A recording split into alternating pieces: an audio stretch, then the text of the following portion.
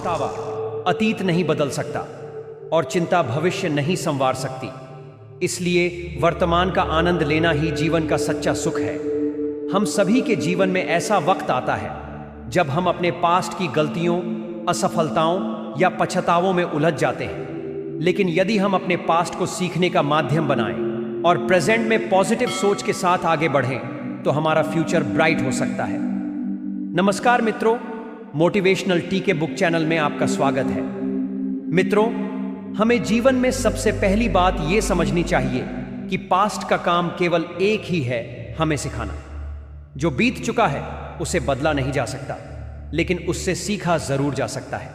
दुख तब होता है जब हम बीते हुए को पकड़कर आज को जीना भूल जाते हैं। याद रखिए, जो बीत गया वो बीत गया, लेकिन अगर आपने उससे कुछ सीखा नहीं तो वही बीती बात फिर रिपीट होगी।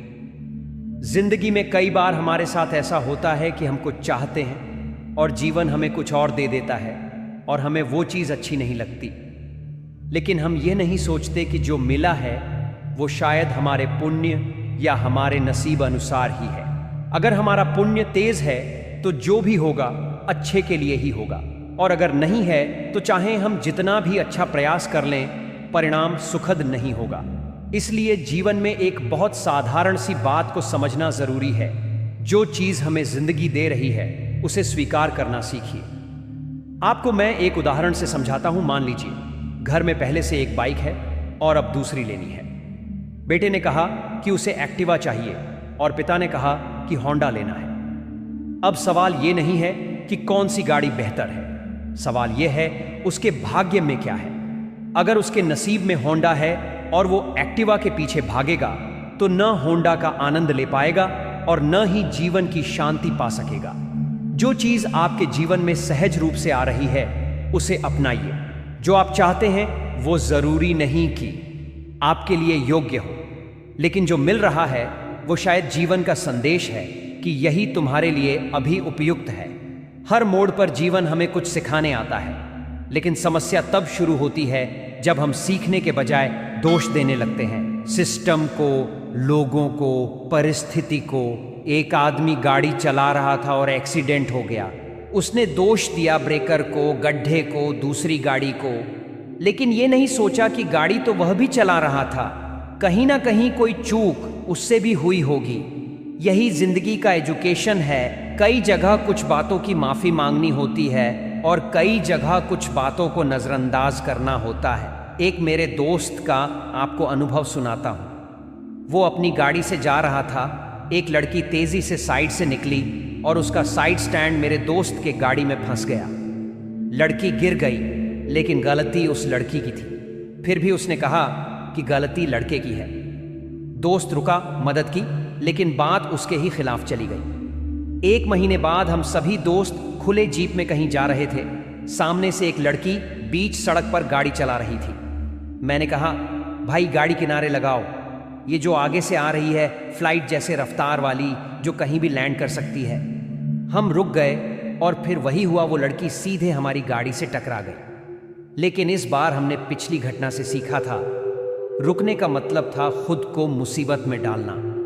तो हमने जल्दी से गाड़ी रिवर्स की और निकल गए। अगर उस दिन की सीख न होती तो शायद उस दिन हम एक बड़ी मुसीबत में पड़ सकते थे।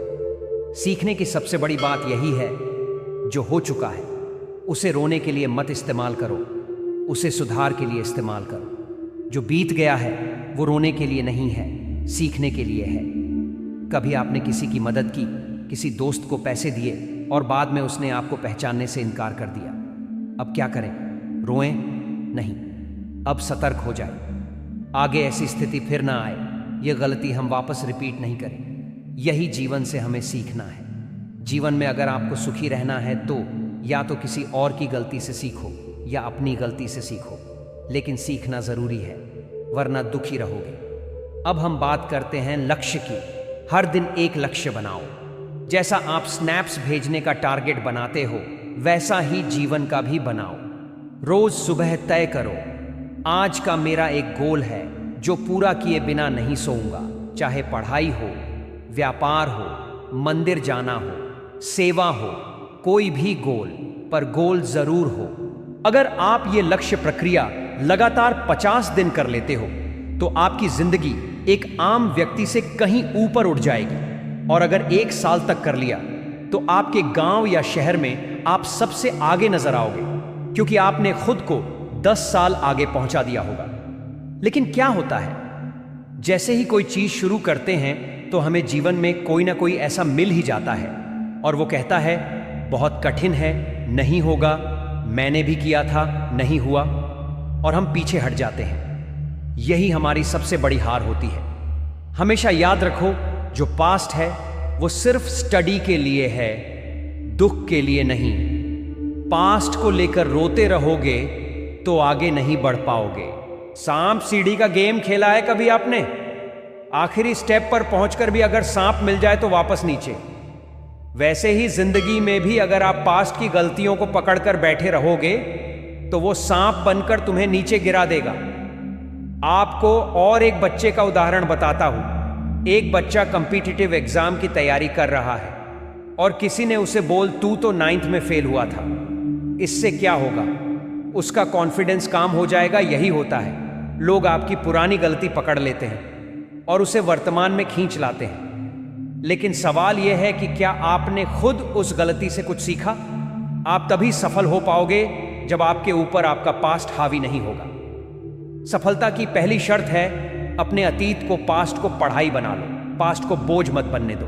बड़ी इमारत बनने में वक्त लगता है। जितनी ऊंचाई चाहिए उतनी गहराई खोदनी पड़ती है, और जब इमारत बन जाती है तो सब वाहवाही करते हैं। लेकिन जब बन रही होती है तब धूल उड़ती है, ईंटें टूटती हैं, आवाजें होती हैं और धैर्य चाहिए होता है।